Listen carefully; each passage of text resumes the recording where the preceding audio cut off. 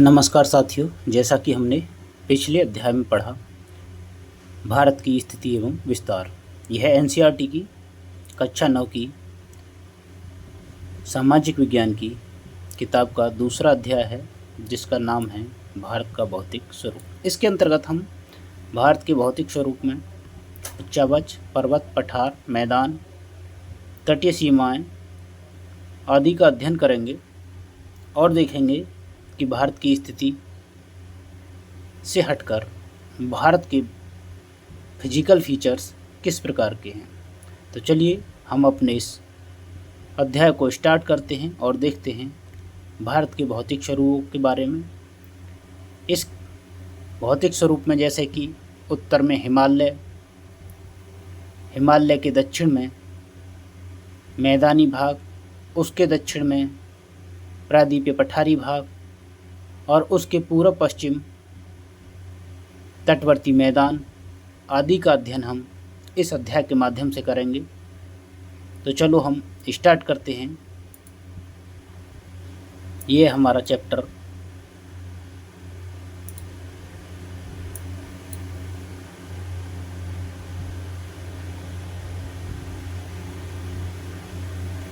भारत का भौतिक स्वरूप। तो देखिए, जैसा कि आप जानते हैं कि भारत विभिन्न स्थलाकृतियों वाला एक विशाल देश है।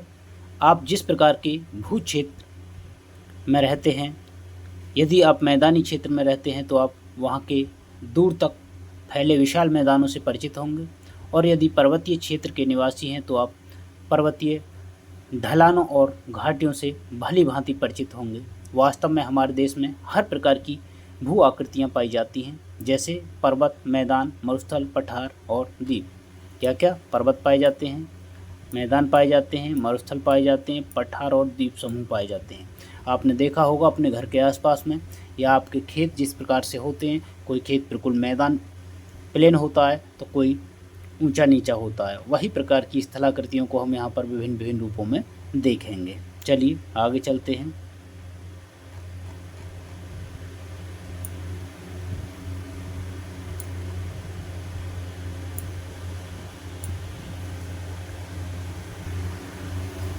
भारत की भूमि बहुत अधिक भौतिक विभिन्नताओं को दर्शाती है। भूगर्भीय तौर पर प्रायद्वीपीय पठार पृथ्वी की सतह का प्राचीनतम भाग है। किस पर? भूगर्भीय तौर पर कौन सा?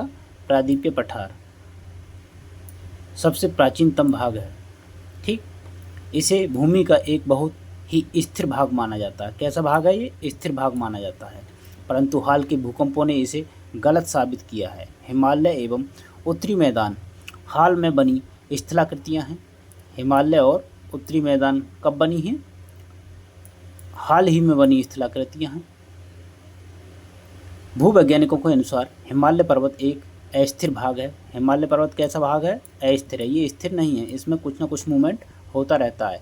हिमालय की पूरी पर्वत श्रृंखला एक युवा पर्वत श्रृंखला को दर्शाती है। हिमालय की जो पूरी पर्वत श्रृंखला है वो क्या है? युवा स्थलाकृति को दर्शाती है, जिसमें ऊंचे शिखर, गहरी घाटियां तथा तेज बहने वाली नदियां हैं। क्या क्या मिलेगा इसमें? ऊंचे शिखर मिलेंगे जैसे पर्वत चोटियां हैं, गहरी घाटियां मिलेंगी, तेज बहाव वाली नदियां मिलेंगी। चलो इसको भी एक बार देख लेते हैं।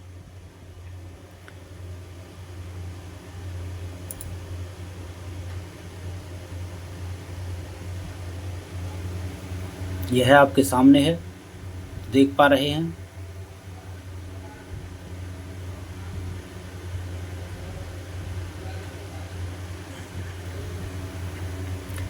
ये हिमालय पर्वत कहाँ से कहाँ तक है ये देख रहे हैं आप। ये सारा हिमालय पर्वत का ही भाग है। कहाँ है ये? उत्तर भारत में, भारत के उत्तर पूर्व में, पूर्वोत्तर भारत और उत्तर भारत में। ठीक है ना? यहाँ से लेकर और यहाँ तक ये क्या है? भारत का पर्वतीय प्रदेश है। ठीक, इसके बाद में अगर आप यहाँ देखेंगे ये वाला रीजन, तो ये क्या है? गंगा का मैदानी भाग है। इधर आपको राजस्थान का थार मरुस्थल मिलेगा। ठीक, इसमें आपकी बहुत सारी श्रेणियाँ दे रखी हैं, जैसे ये यहाँ पर पामीर ग्रंथि या पामीर की पठार या विश्व की छत से नाम से इसे जाना जाता है। इसमें काराकोरम, लद्दाख, जास्कर, पीर पंजाल सारी श्रेणियाँ यहाँ पर स्थित हैं। सबसे ऊपर महान हिमालय, ट्रांस हिमालय, महान या बृहद हिमालय, मध्यम या लघु हिमालय और उसके बाद शिवालिक श्रेणी, ये सभी हिमालय की श्रेणियां हैं। चलिए आगे चलते हैं।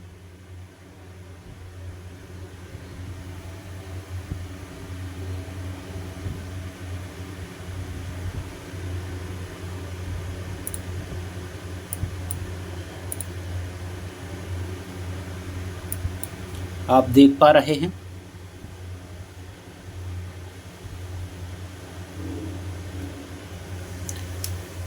उत्तरी मैदान जलोढ़ निक्षेपों से बने हैं। उत्तरी मैदान कैसे बने हैं? जलोढ़ निक्षेपों से बने हैं। प्रायद्वीपीय पठार आग्नेय तथा रूपांतरित शैलों वाली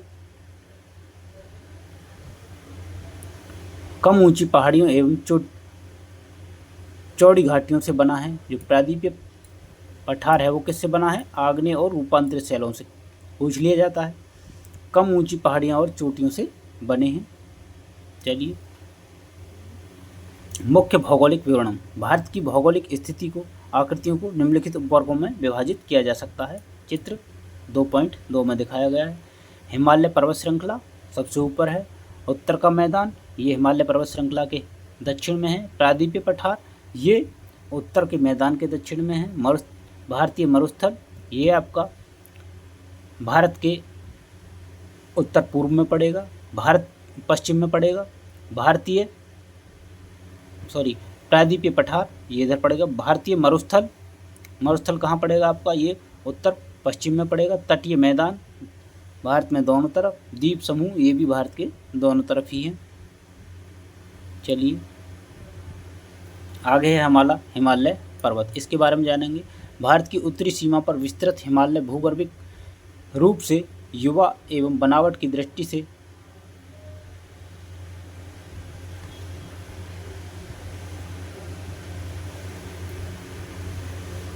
वलित पर्वत श्रृंखला है। कैसा है हिमालय? वलित पर्वत श्रृंखला है। और कैसा है?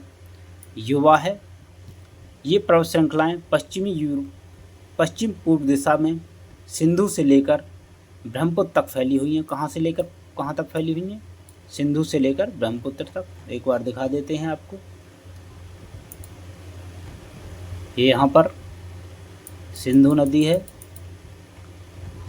और इधर आपकी ब्रह्मपुत्र नदी बहती है। तो ये यहाँ से लेकर यहाँ तक फैला हुआ है। चलिए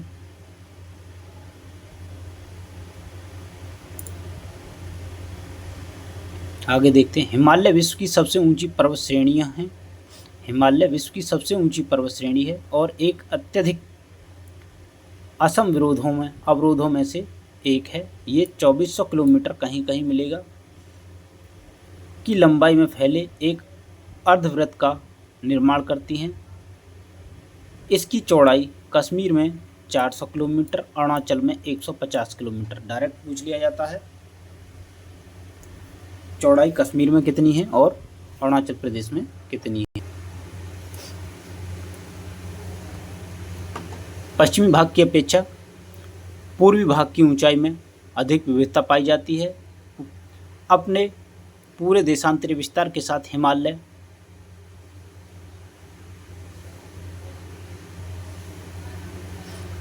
तीन भागों में बांट सकते हैं। ठीक है।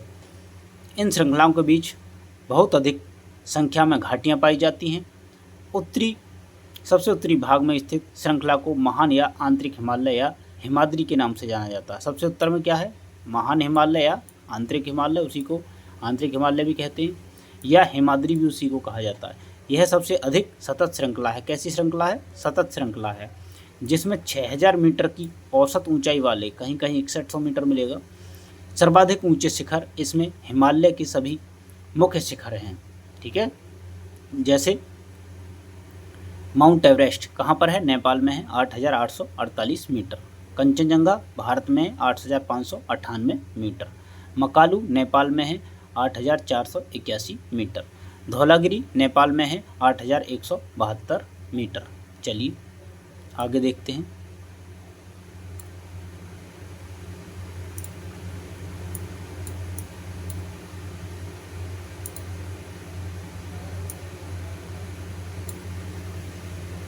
देख पा रहे हैं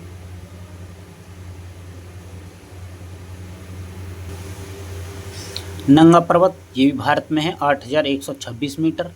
अन्नपूर्णा नेपाल में है 8,078 मीटर। नंदा देवी भारत में है 7,817 मीटर। कामेत भारत में है 7,756 मीटर। नामचा बरवा भारत में है 7,756 मीटर। गुरला मंधाता नेपाल में है 7,728 मीटर। ये परीक्षा की दृष्टि से बहुत ही महत्वपूर्ण है। अभी हाल ही के नेट के एग्ज़ाम में इनका ऊंचाई के अनुसार अवरोही क्रम पूछा जा चुका है, जिसमें आपका नंदा देवी था, नामचा बरवा था और इधर आपके कंचनजंगा था। ये सभी पूछे जा चुके हैं, तो इसलिए इसको एक बार ज़रूर देखें। आगे चलते हैं। महान हिमालय के वलय की आकृति असममित है। कैसी है वलय की आकृति? असममित है। हिमालय के इस भाग का क्रोड़ ग्रेनाइट का बना है। हिमालय के भाग का क्रोड़ किससे बना है? ग्रेनाइट से बना है। यह श्रृंखला हमेशा बर्फ़ से ढकी रहती है। किससे ढकी रहती है? बर्फ़ से। इससे बहुत सी हिमानियों का प्रवाह होता है। महान हिमालय में पाई जाने वाली हिमानियों तथा दर्रों के नाम भारत के उन राज्यों के नाम जहाँ ऊपर दिए गए ऊंचे स्थिर शिखर स्थित हैं। चलिए, ये प्रोजेक्ट वर्क है। हिमालय के दक्षिण में स्थित श्रृंखला सबसे अधिक असम है। दक्षिण में कैसी है? असम है। एवं हिमाचल या निम्न हिमालय के नाम से जानी जाती है। हिमाद्री के दक्षिण में, कहाँ पर? हिमाद्री के दक्षिण में सबसे अधिक असम है। सबसे दक्षिण में क्या है? असम एवं हिमाचल या निम्न हिमालय के नाम से जानी जाती है। अधिक असम है और एवं हिमाचल या निम्न हिमालय के नाम से जानी जाती है। इन श्रृंखलाओं का निर्माण मुख्यतः अत्यधिक संपीड़न तथा परिवर्तित शैलों से हुआ है। इनकी ऊंचाई 3700 मीटर से 4500 मीटर के बीच तथा चौड़ाई 5 किलोमीटर है।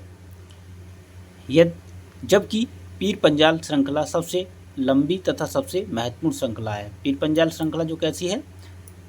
सबसे लंबी श्रृंखला है। ठीक। धौलाधर एवं महाभारत श्रृंखलाओं भी महत्वपूर्ण हैं। इसी श्रृंखला में कश्मीर की घाटी तथा हिमाचल के कांगड़ा एवं कुल्लू की घाटियाँ स्थित हैं। इस क्षेत्र को पहाड़ी नगरों के नाम से जाना जाता है, नगरों के लिए जाना जाता है। एटल्स से मसूरी, नैनीताल एवं रानीखेत की स्थिति देखें तथा उन राज्यों के नाम लिखें जहां वे स्थित हैं। इसे आप स्वयं कर सकते हैं।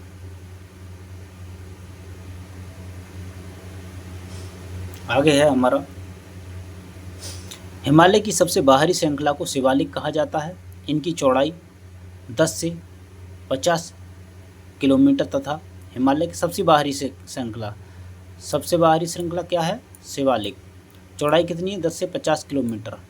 ऊंचाई कितनी है? 900 से 1100 मीटर। ये श्रृंखला उत्तर में स्थित मुख्य हिमालय की श्रृंखला से नदियों द्वारा लाई गई असंपीड़ित अवसादों से बनी है। किससे बनी है? असंपीड़ित अवसादों से। जो नदियां बहाकर अपने साथ अवसाद लाती हैं, उससे ये बनी हुई है। ये घाटियाँ बजरी तथा जलोढ़ की मोटी परत से ढकी हुई हैं। निम्न हिमाचल तथा शिवालिक के बीच में स्थित लंबत घाटी को दून के नाम से जाना जाता है। कहाँ? निम्न हिमाचल और शिवालिक के बीच में जो लंबत घाटी है उसको क्या कहते हैं? दून के नाम से जाना जाता है। कुछ प्रसिद्ध दून जैसे देहरादून, कोटली दून और पाटली दून हैं। ठीक, चलिए आगे देखते हैं।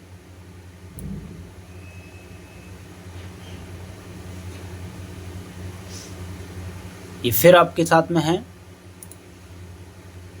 ये देखिए,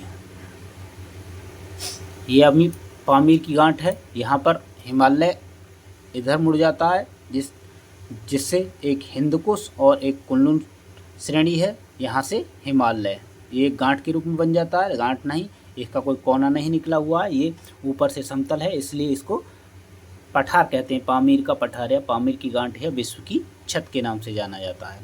ये यहाँ पर हिंदू कुश, यहीं से आपकी सिंधु नदी ये दिखाई पड़ रही है आपको, ये सिंधु नदी से लेकर और यहाँ तक ब्रह्मपुत्र नदी ये आपको दिखाई दे रही है। ब्रह्मपुत्र नदी तक क्या किसका विस्तार है? हिमालय का विस्तार है। ठीक, इसके सबसे ऊपर ये वाला हिस्सा कौन सा है? महान हिमालय, ये मध्य हिमालय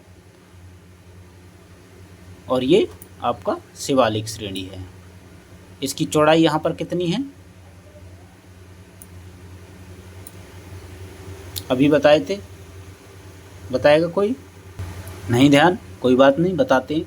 यहाँ पर इसकी चौड़ाई 400 किलोमीटर और यहाँ पर केवल 50 किलोमीटर, जैसा कि आप देख पा रहे हैं।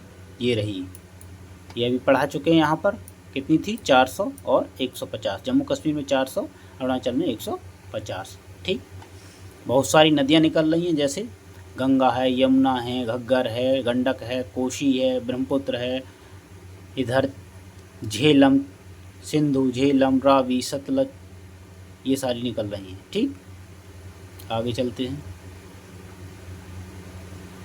ये आपका हिमालय पर्वत है जो हमेशा बर्फ़ से ढका रहता है। इसे कौन सा हिमालय कह सकते हैं? इसे महान हिमालय या हिमाद्री के नाम से जाना जाता है। चलिए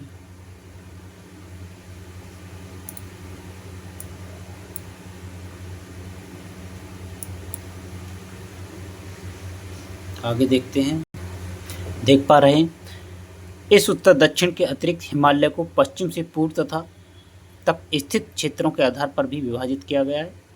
पहले उत्तर से दक्षिण विभाजित किया गया है, उसके अतिरिक्त पश्चिम से पूर्व विभाजित किया गया है। इन वर्गीकरण को नदी घाटियों की सीमाओं के आधार पर किया गया है।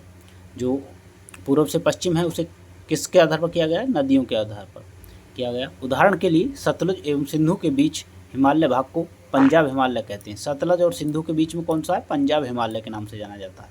लेकिन पश्चिम से पूर्व तक क्रम से इसे कश्मीर तथा हिमाचल हिमालय के नाम से जाना जाता है। लेकिन पश्चिम से पूर्व तक जाएंगे तो इसे क्या है? कश्मीर या हिमाचल हिमालय के नाम से भी जाना जाता है। सतलुज तथा काली नदियों के बीच स्थित हिमालय को कुमायूं हिमालय, कौन सा? सतलुज और काली नदियों के बीच में कौन सा भाग है? आपका कुमायूं हिमालय है। ठीक, काली तथा तीस्ता नदियों के बीच नेपाल, काली और तीस्ता नदियों के बीच कौन सा हिमालय? नेपाल हिमालय। तीस्ता एवं देहांग के बीच के भाग को क्या कहते हैं? असम हिमालय कहते हैं। हिमाचल का सीमांकन करती हैं। हिमालय के कुछ क्षेत्रीय नाम पता कीजिए। अभी हमने देखा पंजाब हिमालय कहाँ है? सिंधु और सतलज। उसके बाद में इसी को क्या कहते हैं? कश्मीर तथा हिमाचल हिमालय। ठीक, सतलज और काली के बीच में कुमायूं, काली और तीस्ता के बीच में नेपाल, तीस्ता और देहांग के बीच में असम। एक पकड़ लो। सतलज से सिंधु तक कौन सा है?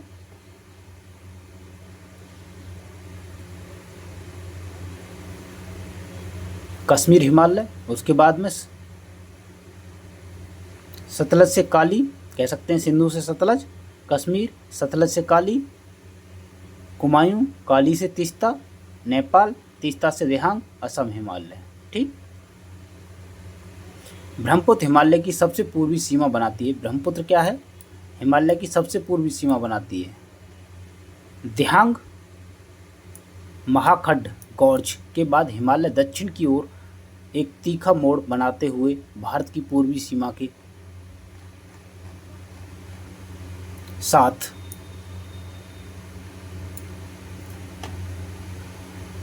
फैल जाता है।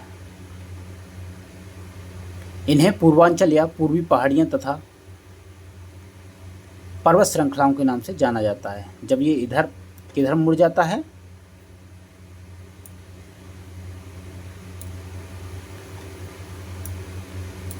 ये देखिए कहाँ मुड़ रहा है? हिमालय दक्षिण की ओर मुड़ रहा है। दक्षिण की ओर मुड़ने पर इसको क्या क्या नाम दिया गया है?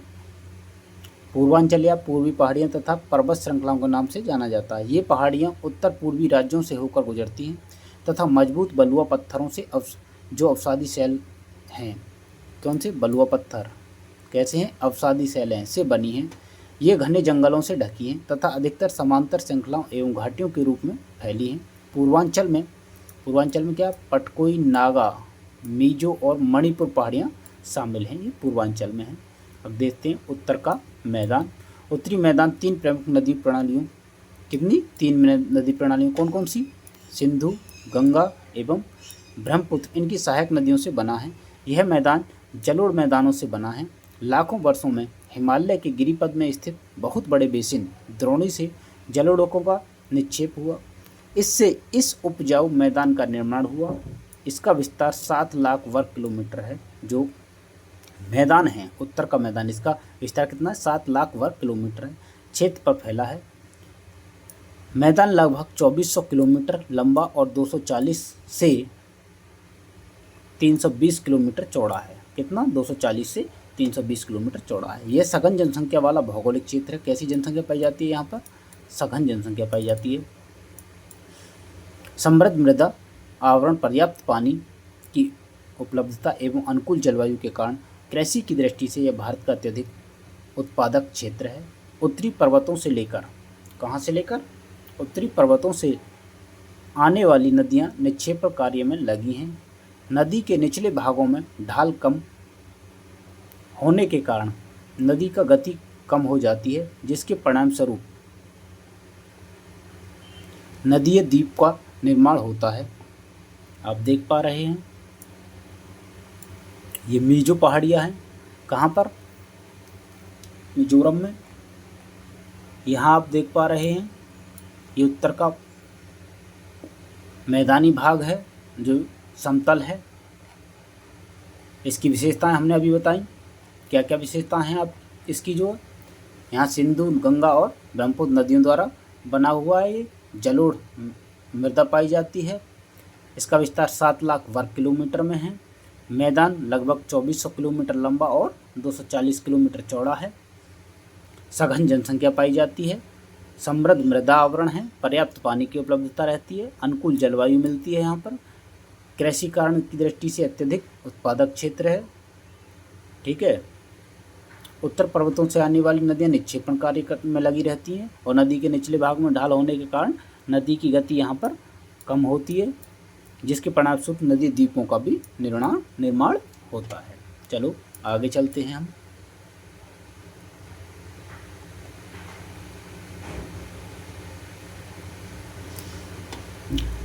नदियाँ अपने निचले भाग में गाद एकत्र हो जाने के कारण बहुत सी धाराओं में बट जाती हैं।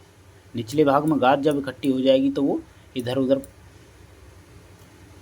भटकने लगेंगी। इन धाराओं को वितरिका कहते हैं। धाराओं को हम क्या कहते हैं? वितरिका। कभी आपने पानी चलाया हो अपने खेत में और नाली बनाई हो, जब उसमें कवाड़ा आ जाता है तो पानी इधर उधर बहने लगता है। उसी प्रकार से नदियों में जब अवसाद की मात्रा अधिक हो जाती है निचले भागों में, तो वो अपनी धाराओं में विभक्त हो जाती हैं।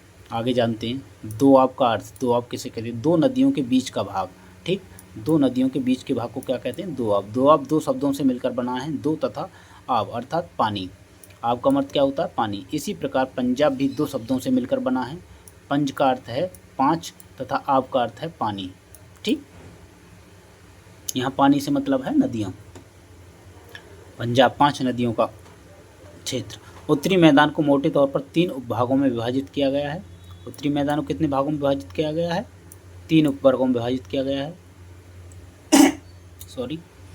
उत्तरी मैदान के पश्चिमी भाग को पंजाब का मैदान कहते हैं। उत्तरी मैदान का जो पश्चिम भाग है उसको क्या कहते हैं? पंजाब का मैदान कहा जाता है। सिंधु तथा इसकी सहायक नदियों द्वारा बनाए गए इन मैदानों का बहुत बड़ा भाग पाकिस्तान में स्थित है। सिंधु तथा इसकी सहायक नदियाँ झेलम। सिंधु की सहायक नदियाँ कौन कौन सी भैया? झेलम है, चिनाब है, रावी है, ब्यास है और सतलुज। हिमालय से निकलती हैं। कहाँ से निकलती हैं ये? हिमालय से निकलती हैं। मैदान के इस भाग में दोआबों की संख्या बहुत अधिक है। गंगा के मैदान का विस्तार घग्गर तथा तीस्ता नदियों के बीच में है। गंगा का मैदान कहाँ से कहाँ तक पाया जाता है? घग्गर और तीस्ता नदियों के बीच में। यह उत्तरी मैदान में हरियाणा, दिल्ली, उत्तर प्रदेश, यह उत्तरी भारत में हरियाणा, दिल्ली, उत्तर प्रदेश, बिहार, झारखंड के कुछ भाग तथा पश्चिम बंगाल में फैला हुआ है। ब्रह्मपुत्र का मैदान इसके पूर्व विशेषकर असम में स्थित है। ब्रह्मपुत्र का मैदान कहाँ है? इसके पूर्व में। किसके पूर्व में? गंगा के मैदान के पूर्व में ब्रह्मपुत्र का मैदान स्थित है, विशेषकर असम में स्थित है। उत्तरी मैदानों की व्याख्या सामान्यतः इसके उच्चावचों के बिना किसी विविधता वाले समतल स्थल के रूप में की जाती है। उत्तरी मैदान कैसा है? समतल। यह सही नहीं है। इन विस्तृत मैदानों की भौगोलिक आकृतियों में भी विविधता है। आकृति भिन्नता के आधार पर उत्तरी मैदान को 4 भागों में विभाजित किया गया है। आकृतिक भिन्नता के आधार पर उत्तरी मैदान को कितने भागों में बांटा गया है? 4 भागों में बांटा गया, विभाजित किया गया है। नदियां पर्वतों से नीचे उतरते समय शिवालिक की ढाल पर 8 से 16 किलोमीटर की चौड़ी पट्टी में गुटिका का निर्माण निक्षेपण करती हैं। इसे भावर के नाम से जाना जाता है। सबसे ऊपर वाला भावर के नाम से जाना जाता है तथा सभी सरिताएं इस भावर पट्टी में विलुप्त हो जाती हैं। यहाँ पर क्या होता है? कंकड़ पत्थर होते हैं तो पानी नीचे से बहने लगता है, तो इसको क्या कहते हैं? नदियाँ लुप्त हो गई। इस पट्टी के दक्षिण में ये सरिताएं एक नदियाँ पुनः निकल जाती है। जब दक्षिण में आती हैं तो एक नदी की सरिता फिर से निकल आती है एवं नम तथा दलदली क्षेत्र का निर्माण करती हैं। किसका निर्माण करती हैं? नम और दलदली क्षेत्र, जिसे क्या कहते हैं? तराई क्षेत्र कहा जाता है। यह वन्य प्राणियों से भरा घने जंगलों का क्षेत्र तथा बंटवारे के बाद पाकिस्तान से आए शरणार्थियों की कृषि योग्य भूमि उपलब्ध कराने के लिए इस जंगल को काटा गया है।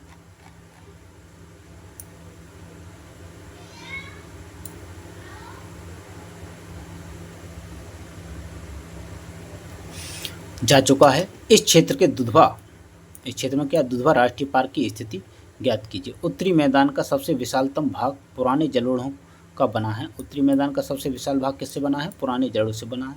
ये नदियों के बाढ़ वाले मैदान के ऊपर स्थित है तथा वेदिका जैसी आकृति प्रदर्शित करते हैं। इस भाग को बांगर कहा जाता है। यहाँ पर बाढ़ का पानी प्रत्येक वर्ष नहीं पहुँच पाता, उसको क्या कहते हैं? बांगर जाता है। इस क्षेत्र की मृदा में चूनेदार निक्षेप पाए जाते हैं। बांगर क्षेत्र में किसकी अधिकता होती है? चूनेदार निक्षेपों की अधिकता होती है। इसे स्थानीय भाषा में कंकड़ कहा जाता है। स्थानीय भाषा में बांगर को क्या कहते हैं? कंकड़ कहा जाता है। बाढ़ वाले मैदानों के नए तथा युवा निक्षेपों को खादर कहते हैं। बाढ़ वाले मैदानों के जो नए निक्षेप होते हैं, जहाँ पर बाढ़ का पानी प्रत्येक वर्ष आसानी से पहुँच जाता है, उसी को क्या कहते हैं? खादर कहते हैं। इनका लगभग प्रत्येक वर्ष पुनर्निर्माण होता है। जब पानी बार बार पहुँचता है तो पुनर्निर्माण होता है, इसलिए ये उपजाऊ होते हैं तथा गहन कृषि खेती के लिए आदर्श होते हैं। अब आगे देखते हैं हम प्रायद्वीपीय पठार। प्रायद्वीपीय पठार एक मेज की आकृति वाला स्थल है।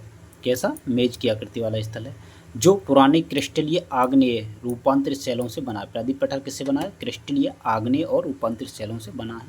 ये गोंडवाना भूमि के टूटने व अपवाह के कारण बना। किससे बना? अपवाह के कारण। तथा यही कारण है कि यह प्राचीनतम भूभाग का एक हिस्सा है। प्राचीनतम भूभाग का क्या है? एक हिस्सा है। इस पठारी भाग में चौड़ी तथा छिछली घाटियाँ, एक गोलाकार पहाड़ियाँ एवं गोलाकार पहाड़ियाँ हैं। इस पठार के 2 प्रमुख भूभाग हैं। इस पठार के कितने भाग हैं? 2 प्रमुख भूभाग हैं, मध्य उच्चभूमि तथा दक्कन का पठार। नर्मदा नदी के उत्तर में प्रायद्वीपीय पठार का वह भाग है। नर्मदा के उत्तर में प्रायद्वीपीय पठार का वह भाग है जो कि मालवा के पठार के अधिकतर भागों पर फैला है। मालवा के पठार के अधिकतर भागों में फैलने वाला उत्तर के प्रायद्वीपीय पठार का भाग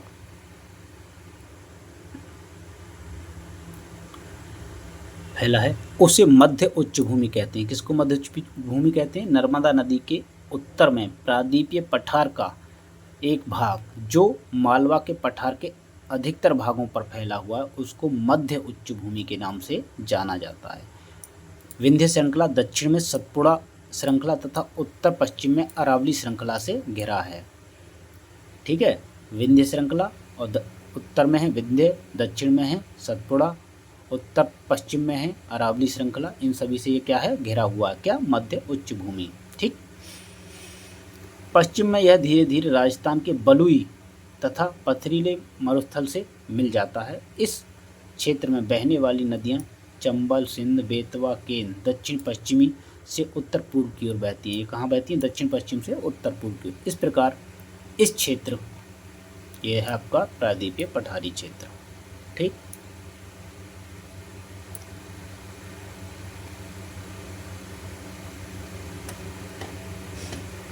के ढाल को दर्शाती है। मध्य उच्च भूमि पश्चिम में चौड़ी, मध्य उच्च भूमि पश्चिम में कैसी है? चौड़ी है, लेकिन पूर्व में संकीर्ण हो जाती है।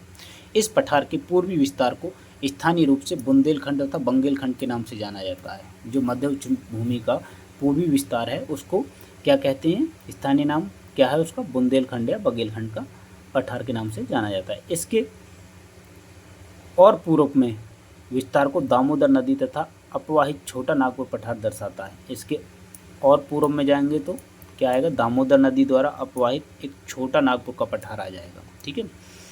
दक्षिण का पठार एक त्रिभुजाकार भूभाग है। दक्षिण का पठार कैसा है, त्रिभुजाकार भूभाग है, जो नर्मदा नदी के दक्षिण में स्थित है। कहाँ है, नर्मदा नदी के दक्षिण में स्थित है।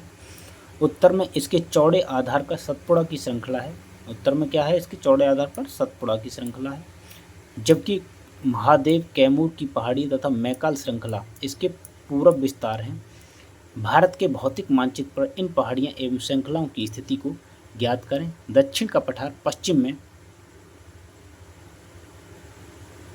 ऊंचा एवं पूर्व की ओर कम ढाल वाला है। दक्षिण का पठार पश्चिम में कैसा है, ऊंचा है, पूर्व में कम ढाल वाला है। इस पठार का एक भाग उत्तर पूर्व में भी देखा जाता है, जिसे स्थानीय रूप में मेघालय है। किसका, स्थानीय रूप में क्या कहते हैं, मेघालय।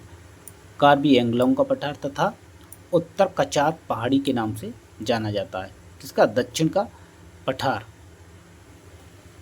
ठीक, एक भ्रंश के द्वारा छोटा नागपुर पठार से अलग हो गया है। और क्या हुआ है, छोटा नागपुर पठार से अलग हो गया। कौन सा, कार्बी एंग्लोंग का पठार या मेघालय का पठार या कचार पहाड़ी। ठीक, एक भ्रंश द्वारा अलग हो गए हैं। पश्चिम से पूर्व की ओर तीन महत्वपूर्ण श्रृंखलाएं गारो, खासी तथा जयंतियां हैं। पश्चिम से पूर्व में तीन श्रृंखला, गारो पश्चिम में, फिर खासी, फिर जयंतिया।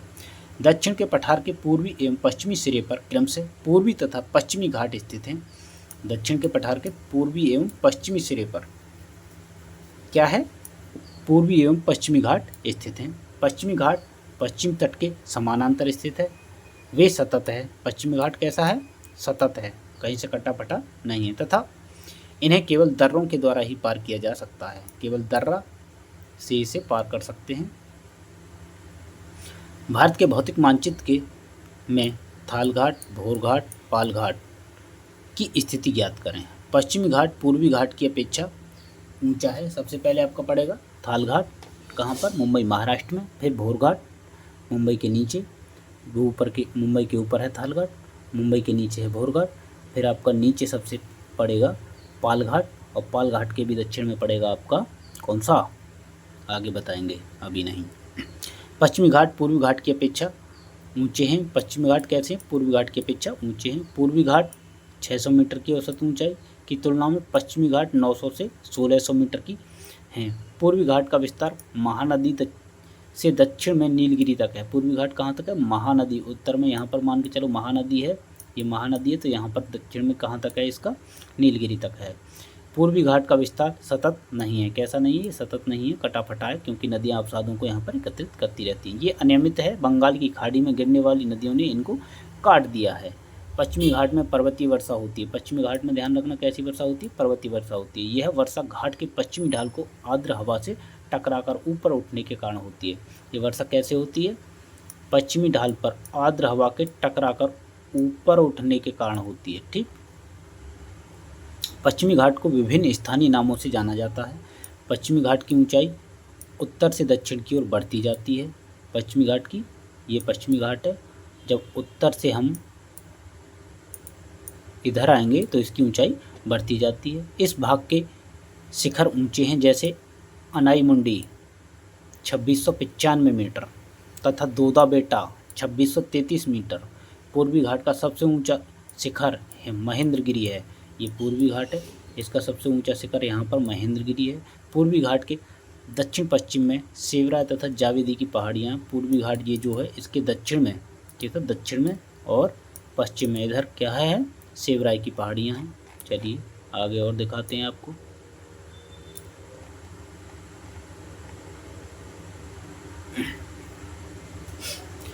स्थित हैं उडक मंडलम जिसे ऊटी के नाम से जाना जाता है, तथा कोडाईकनाल जिससे जैसी प्रसिद्ध पहाड़ी नगरों की स्थिति मानचित्र में ज्ञात कीजिए। करते रहिए भाई। प्रायद्वीपीय पठार की एक विशेषता यहाँ पाई जाने वाली काली मृदा, प्रतापी पठार में क्या है, काली मृदा का निर्माण हुआ, जिसे दक्कन ट्रैप के नाम से भी जाना जाता है। इसकी उत्पत्ति किससे हुई, ज्वालामुखी से हुई है, इसलिए इसे सेल आग्नेय हैं। इसके सेल कैसे हैं, आग्नेय हैं। वास्तव में इन सेलों का समय के साथ अपर्दन हुआ है, जिनसे काली मृदा का निर्माण हुआ है। काली मृदा का निर्माण किससे हुआ है, अपर्दन के कारण। किसके अपर्दन के कारण, जो यहाँ पर ज्वालामुखी सेलें हैं उसके अपर्दन के कारण, जिनसे काली मृदा का निर्माण हुआ। अरावली की पहाड़ियाँ प्रायद्वीपीय पठार के पश्चिम, अरावली की पहाड़ियाँ कहाँ, प्रायद्वीपीय पठार के पश्चिम तथा उत्तर पश्चिम किनारों पर स्थित हैं। ये बहुत अधिक अपर्दित एवं खंडित पहाड़ियाँ हैं। ये गुजरात से लेकर दिल्ली तक, कहाँ से, गुजरात से लेकर दिल्ली तक दक्षिण पश्चिम एवं उत्तर पूर्व दिशा में फैली हैं। आगे देखते हैं भारतीय मरुस्थल। चैप्टर थोड़ा बड़ा है, जिसके चलते हुए हमें थोड़ा स्पीड में पढ़ना पड़ रहा है। भारतीय पहाड़ियों के पश्चिम किनारे पर थार मरुस्थल है। अरावली पहाड़ियों के पश्चिम किनारे पर क्या है, थार मरुस्थल है। बालू के टिब्बों से ढका है, तरंगित मैदान है। बालू के टिब्बों से ढका हुआ कैसा मैदान है, ये तरंगित मैदान है। इस क्षेत्र में प्रति वर्ष 150 मिलीमीटर से भी कम वर्षा होती है। यहाँ पर वर्षा कितनी होती है, 150 मिलीमीटर से भी कम वार्षिक वर्षा होती है। इस शुष्क जलवायु वाले क्षेत्र में वनस्पति बहुत कम है। वनस्पति कैसी है, बहुत कम है। कैसा है, शुष्क जलवायु क्षेत्र है। वर्षा ऋतु में ही कुछ सरिताएं दिखाई देती हैं और उसके बाद वे बालू में ही विलीन हो जाती हैं। पर्याप्त जल नहीं मिलने से वे समुद्र तक नहीं पहुँच पाती हैं। केवल लूनी ही इस क्षेत्र की सबसे बड़ी नदी है। राजस्थान में सबसे बड़ी नदी कौन सी है, लूनी नदी है। बरखान अर्धचंद्राकार बालू का टीला, कैसा, अर्धचंद्राकार बालू का टीला का विस्तार बहुत अधिक क्षेत्र पर होता है, लेकिन लंबवत टीले भारत पाकिस्तान सीमा के समीप प्रमुखता से पाए जाते हैं। यदि आप जैसलमेर, कहाँ पर, जैसलमेर जाएं तो बरखान के समूह देख सकते हैं। ठीक, ये भारतीय मरुस्थल दिखाया गया है आपको।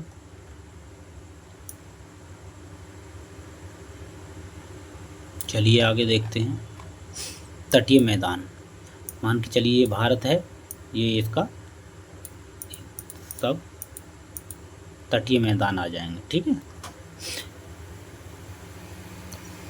प्रायद्वीपीय पठार के किनारों संकीर्ण तटीय पट्टी का विस्तार है। यह पश्चिम में अरब सागर, इधर साइड में क्या मिलेगा, अरब सागर से लेकर पूर्व में बंगाल की खाड़ी तक विस्तृत है। ये पूर्व पे बंगाली खाड़ी। पश्चिमी तट, पश्चिमी घाट तथा अरब सागर के बीच स्थित एक संकीर्ण मैदान है। इस मैदान के 3 भाग हैं। पश्चिमी तटीय मैदान के 3 भाग हैं। किसके, तटीय के उत्तरी भाग को कोंकण, किसका, पश्चिम की बात कर रहे हैं हम यहाँ पर, कोंकण, मुंबई से गोवा तक कोंकण, तथा मध्य भाग को कन्नड़ मैदान, दक्षिण भाग को मालाबार तट।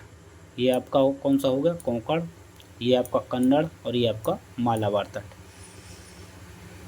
कहा जाता है। बंगाल की खाड़ी के साथ विस्तृत मैदान चौड़ा एवं समतल है। उत्तरी भाग, इसे उत्तरी सरकार कहते हैं। यहाँ पर क्या है आपका, उत्तरी सरकार कहा जाता है। बंगाली खाड़ी के विस्तृत मैदान चौड़ा है, समतल भाग में इसे उत्तरी सरकार कहा जाता है, बंगाली खाड़ी में। ठीक, जबकि दक्षिणी भाग कोरोमंडल तट के नाम से जाना जाता है। दक्षिणी भाग को क्या कहते हैं, कोरोमंडल तट। अभी ये वाला दक्षिणी भाग है, ये क्या है, कोरोमंडल तट के नाम से जाना जाता है, तट के नाम से जाना जाता है। बड़ी नदियाँ जैसे महानदी, गोदावरी, कृष्णा, कावेरी इस तट पर विशाल डेल्टा का निर्माण करती हैं। चिल्का झील पूर्वी तट पर स्थित एक महत्वपूर्ण भूलक्षण है। ठीक, देख लीजिए, चिल्का झील भारत की खारे पानी की सबसे बड़ी झील है। यह उड़ीसा में महानदी डेल्टा के दक्षिण में स्थित है। ठीक है, आगे देखते हैं द्वीप समूह। आप पहले ही देख चुके हैं कि भारत का मुख्य स्थल भाग अत्यधिक विशाल है। इसके अतिरिक्त भारत में 2 द्वीपों का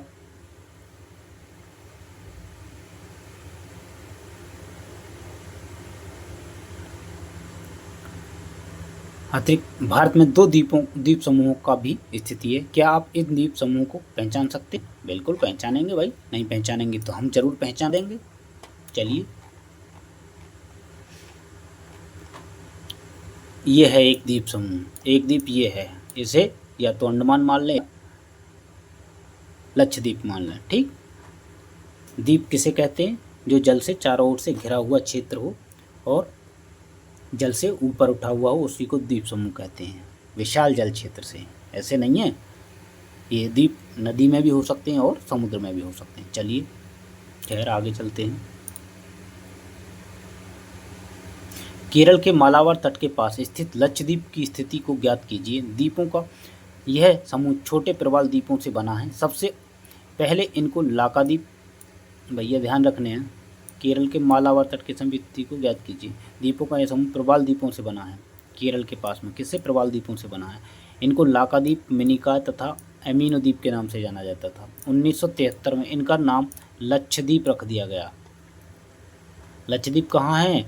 जैसे मान के चलिए ये भारत है तो ये है लक्षद्वीप, ये है अंडमान और निकोबार द्वीप। इसका नाम क्या रख दिया गया 1973 में? लक्षद्वीप रख दिया गया। यह 32 वर्ग किलोमीटर के छोटे से क्षेत्र में फैला हुआ है। कवरत्ती द्वीप लक्षद्वीप का प्रशासनिक मुख्यालय है। ठीक, इस द्वीप समूह पर पादप तथा जंतु के बहुत से प्रकार पाए जाते हैं। कवरत्ती, लक्षद्वीप की राजधानी है कवरत्ती। पिटली द्वीप, जहाँ मनुष्य का निवास नहीं है। पिटली द्वीप ऐसा है जहाँ पर मनुष्य नहीं है। ठीक, वहाँ एक पक्षी अभयारण्य है, एक पक्षी अभयारण्य है। ठीक है ना। अब बंगाल की खाड़ी के में उत्तर से दक्षिण की तरफ फैले द्वीपों की श्रृंखला को ध्यान दीजिए। मान के चलिए हमने बताया था ये अरब सागर वाले, अब ये बंगाली खाड़ी वाले बताएंगे जो। ठीक है ना। दीजिए, ये अंडमान एवं निकोबार द्वीप समूह है। इधर क्या है हमने बताया था ये है अंडमान और निकोबार, भारत के किधर? पूरब में। ठीक, किसमें? बंगाल की खाड़ी में। यह द्वीप समूह आकार में बड़े संख्या में बहुत तथा विरल बिखरे हुए हैं। यह द्वीप समूह मुख्यतः दो भागों में बटे हुए हैं। अंडमान निकोबार को दो भागों में बांटा गया है, उत्तरी अंडमान और दक्षिणी निकोबार। दक्षिण में, उत्तर में अंडमान है, दक्षिण में निकोबार। यह माना जाता है कि यह द्वीप समूह निमज्जित पर्वत श्रेणियों के शिखर हैं। यह द्वीप समूह देश की सुरक्षा, चलिए इसे बाद में पढ़ेंगे, पहले एक बार इसे देख लें। प्रवालों को, प्रवाल पॉलिस का कम समय तक जीवित रहने वाले सूक्ष्म प्राणी हैं। प्रवाल पॉलिस क्या हैं? कम समय तक जीवित रहने वाले सूक्ष्म प्राणी हैं जो कि समूह में रहते हैं। कैसे रहते हैं? समूह में रहते हैं। इनका विकास छिछले तथा गर्म जल में होता है। विकास कैसा होता है? छिछले और गर्म जल में होता है, ठंडे जल में नहीं होता है, लेकिन गर्म भी अधिक नहीं। इनसे कैल्शियम कार्बोनेट का स्राव होता रहता है, कैल्शियम कार्बोनेट निकलता रहता है। प्रवाल स्राव का एवं प्रवाल अस्थियां टीले के रूप में निक्षेपित हो जाती हैं। ये मुख्यतः 3 प्रकार के होते हैं। प्रवाल कितने प्रकार के होते हैं? मुख्य से 3 प्रकार के होते हैं। प्रवाल रोधिका, तटीय प्रवाल, भित्ति और वलय प्रवाल। ऑस्ट्रेलिया का ग्रेट बैरियर रीफ, किसका? ऑस्ट्रेलिया का ग्रेट बैरियर रीफ प्रवाल रोधिका का अच्छा उदाहरण है। किसका? प्रवाल रोधिका का अच्छा उदाहरण। प्रवाल वलय द्वीप गोलाकार या हॉर्सशू आकार वाले रोधिका होते हैं। प्रवाल वलय द्वीप गोलाकार या हॉर्सशू आकार वाले रोधिका होते हैं जिन्हें एटॉल कहा जाता है। ठीक, चलिए आगे देख लेते हैं भाई। कहाँ चल रहे थे हम? पर्वत शिखर। यह द्वीप समूह देश की सुरक्षा के लिए बहुत महत्वपूर्ण हैं। इन द्वीप समूहों में पाए जाने वाले पादप एवं जंतुओं में बहुत अधिक विविधता है। ये द्वीप विस्तृत वृत्त के समीप स्थित हैं एवं यहाँ की जलवायु विश्वतीय है। भाई जो द्वीप हैं वो कहाँ हैं? नीचे ही तो हैं। ये मानो कि भारत है, ये द्वीप है और यहाँ से हमारी क्या है? विषुवत रेखा गुजर रही है। तो इसको क्या कहते हैं? इसकी जलवायु कैसी हो जाएगी? विषुवतीय जलवायु। तथा घने जंगलों से अनाच्छादित हैं। यहाँ पर जंगल भी कैसे हैं? घने। भारत का एकमात्र सक्रिय ज्वालामुखी अंडमान निकोबार द्वीप समूह में बैरन द्वीप पर स्थित है। ध्यान रखना, भारत का एकमात्र सक्रिय ज्वालामुखी, यहाँ पर ये एक ज्वालामुखी है अंडमान और निकोबार द्वीप समूह में, जिसका नाम क्या है? बैरन द्वीप। अंडमान और निकोबार में जो बैरन द्वीप पर है, यहाँ पर बैरन द्वीप है, उसी में है। ठीक, विभिन्न भू आकृतियाँ आकृतिक विभागों का विस्तृत विवरण प्रत्येक विभाग की विशेषता स्पष्ट करता है, परंतु यह स्पष्ट है कि ये विभाग एक दूसरे के पूरक हैं और वे देश को प्राकृतिक संसाधनों में समृद्ध बनाते हैं। उत्तरी पर्वत जल एवं वनों के प्रमुख स्रोत हैं। उत्तरी पर्वत जो है क्या है, जल एवं वनों के प्रमुख स्रोत हैं। उत्तरी मैदान देश के अन्न भंडार हैं। उत्तरी मैदान क्या है, देश के अन्न भंडार हैं। इनसे प्राचीन सभ्यताओं के विकास को आधार मिला है। किसको आधार मिला है, प्राचीन सभ्यताओं के विकास को आधार मिला। पठारी भाग खनिज के भंडार हैं। पठारी भाग क्या है, खनिजों के भंडार हैं, उनमें खनिज पाए जाते हैं, जिनसे देश के औद्योगिकरण में विशेष भूमिका निभाई है। औद्योगिकरण में इन्होंने क्या है, विशेष भूमिका निभाई है। तटीय क्षेत्र मत्स्यन और पोत संबंधी क्रियाकलापों के लिए उपयुक्त है। तटीय क्षेत्र किसके लिए, मत्स्य के लिए उपयुक्त स्थान है। इस प्रकार देश की विविध भौतिक आकृतियाँ भविष्य में विकास की अनेक संभावनाएं प्रदान करती हैं। तो हमने इस प्रकार अपने इस चैप्टर को कंप्लीट किया है। चलिए आगे चलते हैं। इसमें दे रखा है आपका अभ्यास प्रश्न। एक स्थलीय भाग जो तीन ओर से समुद्र से घिरा हो उसे क्या कहते हैं, तट कहते हैं, द्वीप कहते हैं, प्रायद्वीप कहते हैं, या इनमें से कोई नहीं। तो देखिए तट क्या है, मान के चलिए ये हमारा भारत है, ठीक। चलिए आपको एक भारत का मैप ड्रॉ करते हैं। यहाँ पर ज़्यादा सही नहीं बन पाएगा,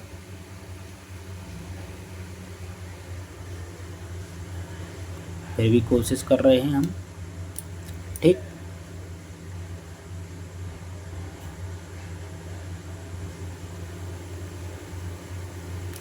मान के चलिए ये भारत है, ये क्या है हमारा, ये तटीय भाग है, ये क्या है हमारा दक्षिण का प्रायद्वीपीय भाग या पठारी क्षेत्र है। ये हमारा यहाँ से यहाँ तक क्या है, ये हमारा है क्या, उत्तर का पर्वतीय प्रदेश। इसी के यहाँ पर ये विशाल मैदान है, यहाँ तक ये हमारा इधर आ जाएगा क्या, ये मरुस्थलीय क्षेत्र आ जाएगा, ठीक। इस प्रकार से हम भारत को देख लेते हैं। तो ये तटीय हो गए, और यहाँ पर हमारे ये क्या हैं, द्वीप हैं, अंडमान निकोबार और लक्षद्वीप हैं। तो ये हो गया तट वाला, और ये हो गया प्रायद्वीप। क्यों, क्योंकि ये जल से दो ओर से घिरा है और एक इस तीन ओर से जल से घिरा है, इधर भी सॉरी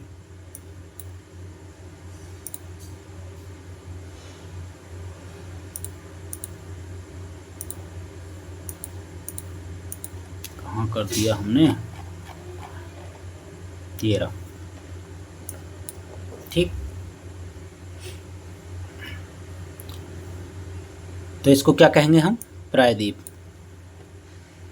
किसी भी स्थलीय भाग का कोई भी ऐसा स्थल जो तीन तरफ से जल से घिरा हो, एक तरफ स्थल से जुड़ा हो, उसको प्रायद्वीप कहते हैं।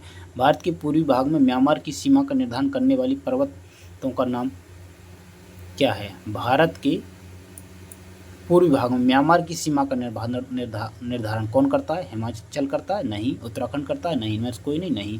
क्या करता है, पूर्वांचल की पहाड़ियाँ करती हैं, ठीक। आगे देखते हैं।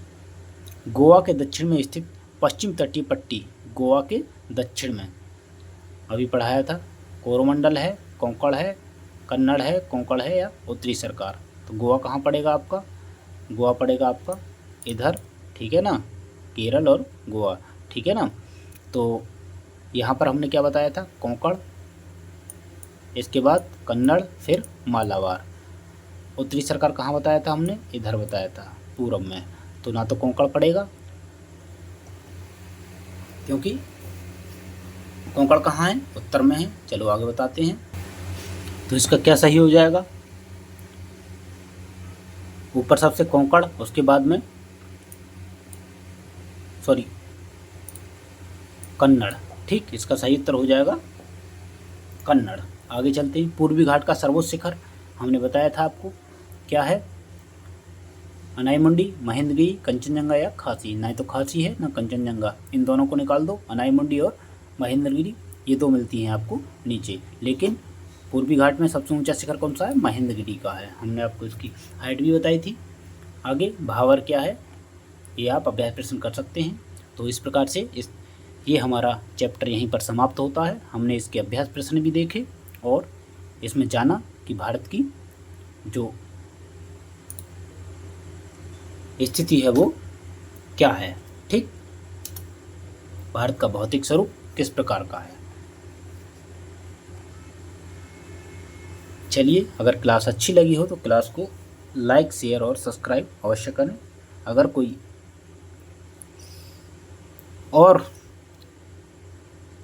आपको समस्या हो या सुझाव हो तो आप कमेंट बॉक्स में कमेंट कर सकते हैं। धन्यवाद।